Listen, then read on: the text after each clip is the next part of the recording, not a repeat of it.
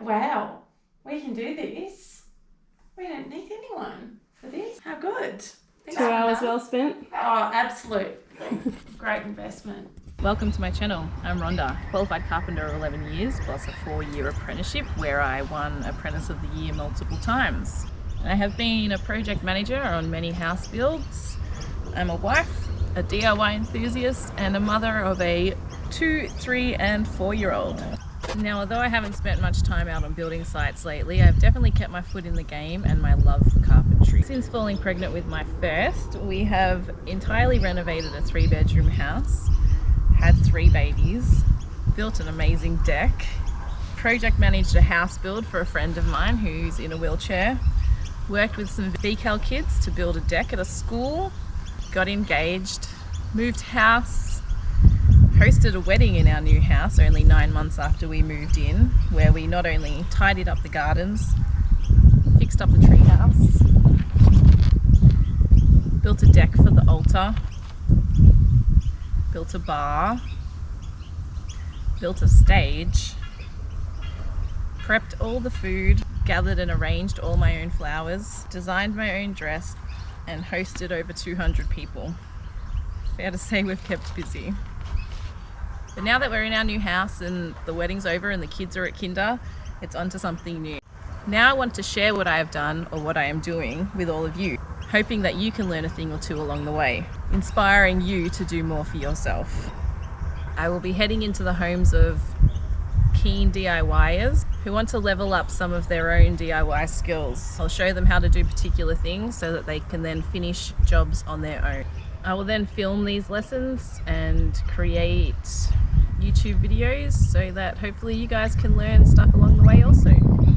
In this video I'll be showing you the workings of a circular saw and how to use one to get a simple straight cut on a sheet of MDF using only sawhorses, clamps, something straight, and of course the saw. Alright, let's have a look at these circular saws. Here is my collection of saws that I own. My favourite one is my magnesium Makita. 3 7¼ inch saws. Have this big Ozito 9-inch saw to get through some bigger stuff, and a small battery-powered Ryobi, which came in a kit that we brought when we moved into the house because a whole bunch of my tools got stolen, so decided to get a home kit. Alright, first let's talk about all the different parts of the saw. Okay, so this is a safety guard. When you're coming onto a piece of timber, this will automatically push back as you slide through. When you are cutting something, you do need to pull this back to be able to get going or see what you're doing. So it has the option of holding that guard back. Here's our blade. Every saw will have an arrow marked on the saw somewhere. This one's here pointing this way. And then when you get a blade, it'll also have corresponding arrows. This one's actually carved out into the blade. So make sure whenever you put a blade on that the arrows are going in the same direction, otherwise you'll be trying to cut backwards and it won't work. See, this one is going the other way because for some reason, I'm not sure why,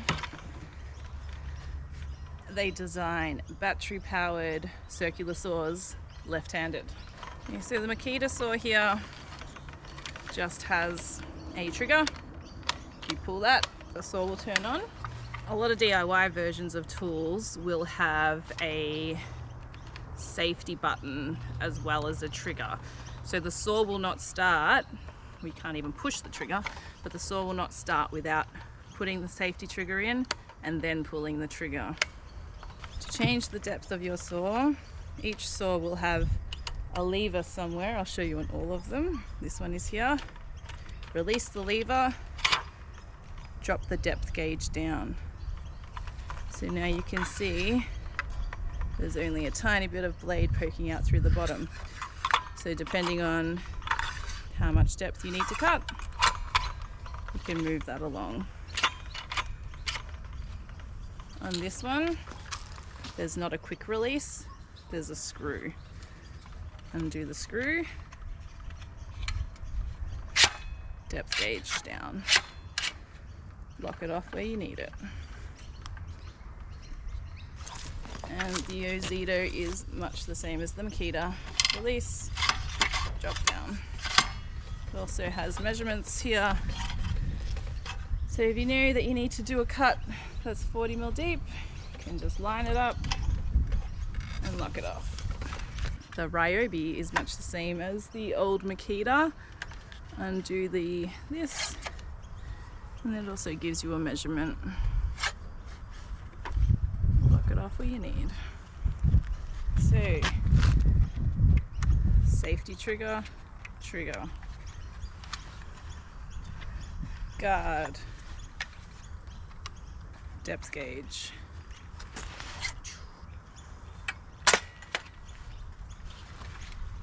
Okay, so as well as depth, you can also change the angle on which the base sits so that you can do angled cuts. This goes up to 50 degrees. Set it to 45. 245 cuts will get you a nice 90-degree corner. Every saw is pretty much the same. Some have quick release, some have screw. This one you can lock off if you want to get to only 45. It locks off on 45 and then it'll automatically stop at that point, and then you can lock it on so you know that you're at the right point. Alright, so a lot of saws will also come, every saw will come with an Allen key to take the blade off, and the Makita is smart enough that it has a little hole here where the Allen key goes and it locks into place, but my saw's a little old and I have lost it. So I'll go find one and I'll show you how to change the blade. This little bad boy I have just grabbed out of the back of my Makita drop saw, and of course it's the same size. Thank you, Makita. Alright, so every saw will have a pin somewhere. This one is here. When you push it in,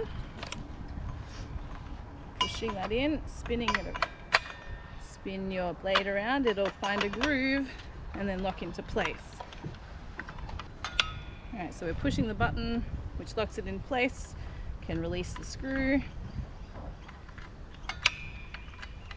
take the screw off,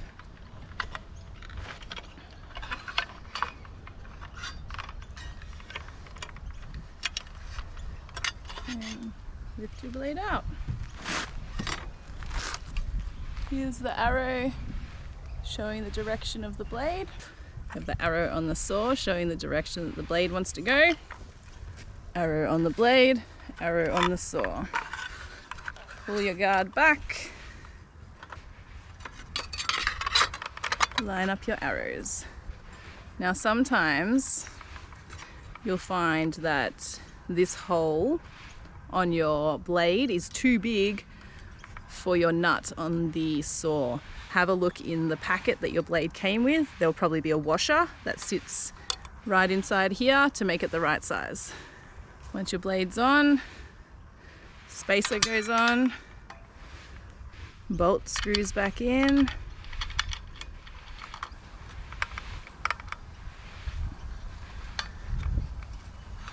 Once it starts spinning, locking it off. Put the little button in here, locking it off, and tighten. And you're ready to cut.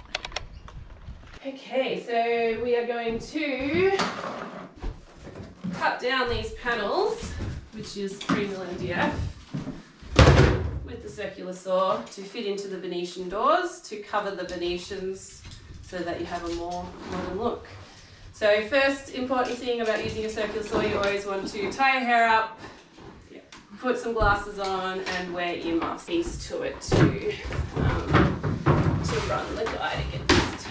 But you're doing front and back as well. Yeah, exactly. So we got so one sheet will do one door. yeah, front and exactly. back. All right, so this is the section of panel that we're covering. So what are our measurements? Yeah, check.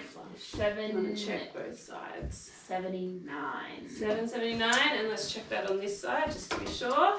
And you want to check each individual door before you cut the panel because they could be slightly different. Yeah, okay. 779. 779, and what width have we got?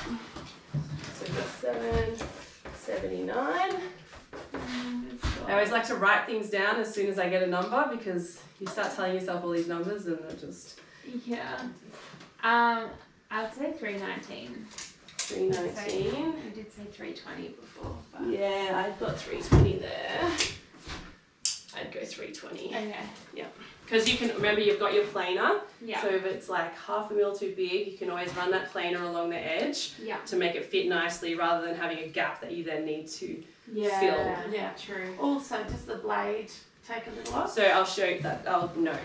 We'll work to those measurements. What size sheet is this? 9. So we've got 9 by 12, right? So the big picture of how this process works is the idea is you have a straight edge clamped to your timber, and then the saw will then sit against the straight edge and run along and give you a nice straight cut. So what I recommend is you always want to, if possible, sometimes you can't do it because of the size of the sheet, but if possible, you want to keep your straight edge on the side of the sheet that you want, because then if you run off with the saw, you're not cutting into your board, you're cutting away from it, and you can correct your mistake without damaging your product. So where possible, keep your straight edge on your working sheet, and then to set up the straight edge, all you need to know is with your saw, your particular saw, you need to know the distance from this edge, or this edge, depending which one you sit against your straight edge, to the side of the blade, so that you don't lose those millimeters. So because you're putting the straight edge on your working panel, so therefore this edge will be against here, you need to measure to this side of the blade, because that'll be the edge of your sheet. Grab a rule or a tape into the blade, get your measurement to the edge of the saw, which for this one is 36 mil. So then, we've got 36 mil. So we need a 320 mil wide piece. So can you mark 320 at that end? Yeah. Pencil. I've got one on Is it sharp? If you don't have a sharp pencil, you make thick lines, and then your cuts can be off because your line can be thicker than a mil. And 1 mil is very important in carpentry. Yeah. So you've got 320, and then we want to go back from that line to 36 mil, which is from the edge of the saw to the edge of the blade. So that line gives us our point on where to clamp this. So you just make sure you keep them wide enough so that your saw's not going to touch either of them. When we run the saw through, we don't want to cut the sawhorses, right? So we only have this thickness between the bottom of the sheet and the top of the sawhorses. So all saws have a depth gauge. So yours is this little lever, which then drops this down.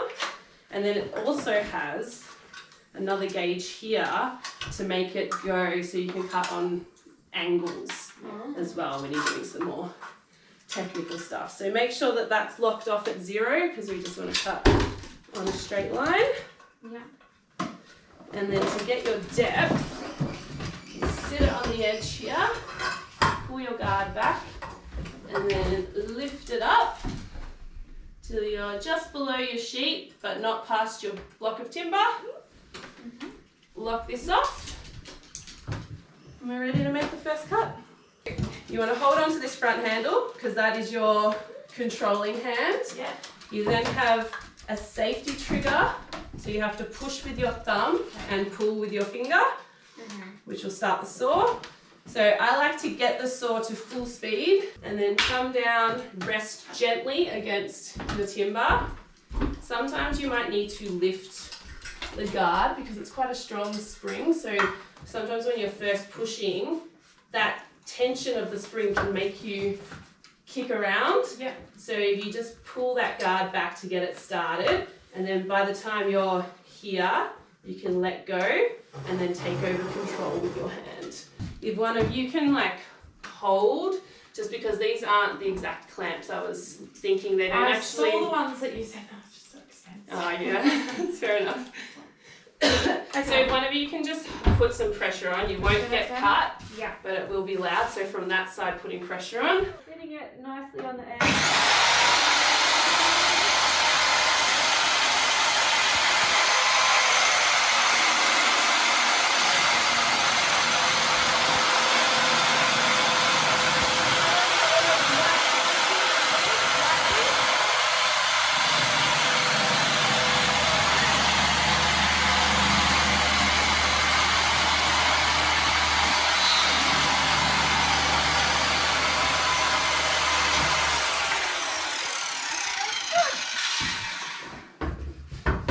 And now all you need to do is do the same thing by putting your straight edge on the end to cut it to length. So we can do it again on this board, and one of you guys can come here. Awesome. Cool. It's pretty simple, huh? Yeah, when you come off the end. Just keep it Didn't slow. it hit No, I didn't hit that. Okay. Just keep it slow, and you'll just feel it drop off at the end, and then let the trigger go. Okay. And so you're not. Lift it up. Yeah. So you don't have to go No. over the edge. No. Just keep it slow and steady. Make sure your pressure towards this is not too hard. Just lightly pushing against it and then just using the momentum of the blade to take you forward rather than like trying to push it through. Okay. Yep. Got it. So what is it? 323. And pencil I gave. So because this is a cut edge, although we did a nice cut, because you're only getting 2 boards out of this board, try and always use a factory edge, otherwise you'll have 2 cut edges. Okay, great. You don't have to mark at the edge of the board because you're cutting a straight cut. It can be like anywhere along the board and your 2 lines will keep it straight. Well, it's so much pressure to get it millimetre perfect. That's why you need a sharp pencil. So I like to find, the way I like to do it, when I'm against a number. So I find, say I want 823, right? So I go 823, put my pencil there, and then I do a tick. But I know that that bottom That's the edge spot. is the Okay. spot. Yeah. And yeah. So, from So that, another tip, right? Because you've got this thing here, and you don't have a rule, a good way to get a small measurement is to start from the 100, so that you can push there and then come back to the 36. okay, here we go. You're nervous? Yeah. There's Nervous. nothing wrong with nerves. You're learning something new. So you bring it out here and you can turn it on. I don't have to be out No, you here. don't have to. Yeah. You sit it right on the edge and then turn it on. Okay.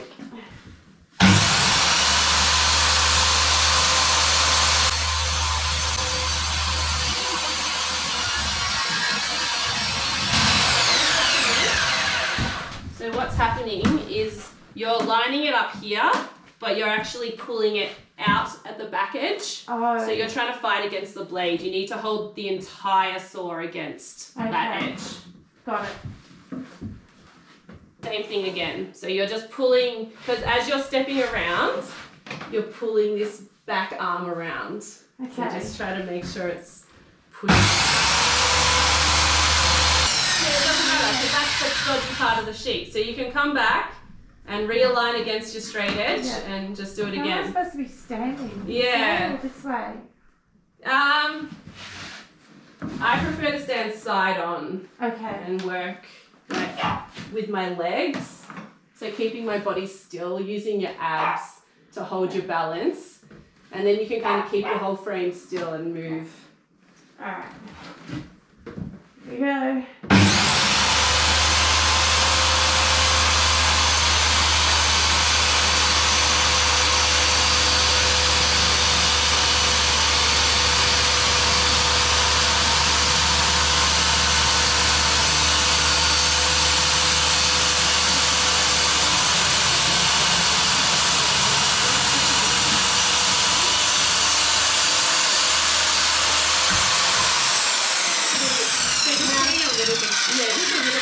just so it's not sliding away. See now this, now you can see that this has happened, but you still have a perfect cut. Right. Because so now if you had your straight edge on this side, those would have been into your finished piece of timber. So making sure the straight edge is on the working piece of timber side, you save doing things like this. Right. And it doesn't matter because it still works out. Good tip. And you can mark both, like while you've got your tape measure and pencil out, you can come in from both sides and mark your 284. Oh yeah. And then you just, once you've done one cut, you just move your, you're not picking stuff up. Handling. Yeah. Excellent. Oh, it's 284? 284. Where is it? There it is. So you just want to pull this so it's off that. And you got something else then. Make sure the blade is not touching the edge of the sheet when you turn it on, because then you'll just take a big chunk out of the sheet. Always keep it away until it's at speed. Okay. All right, so you need to push your thumb and then pull the trigger.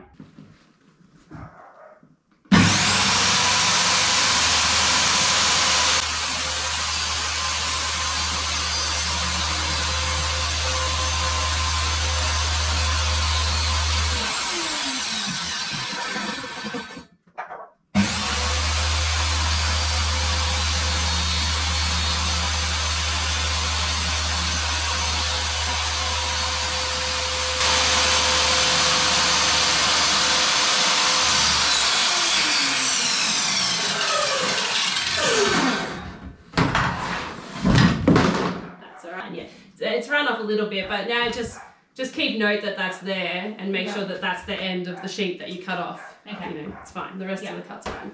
See, there's no harm in stopping and repositioning yourself. It's more important to feel comfortable than to try and like do stuff because it'll just run away from you. Totally. And look, you can't even tell where you've stopped and started because you've got that guide and you've moved back. If you were to have not moved back, you would get like a little skip in the sheet where you can see where it's restarted. But as long as you move back slightly and then start going again, you'll get a clean cut every time. Good tip.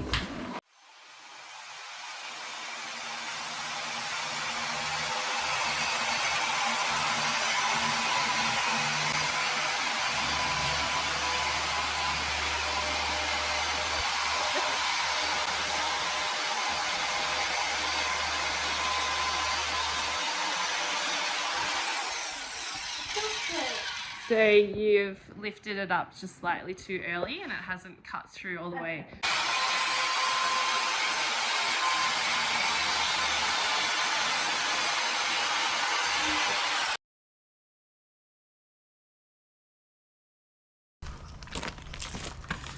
Thanks for watching. That's time for Tools Down. Don't forget to like and subscribe.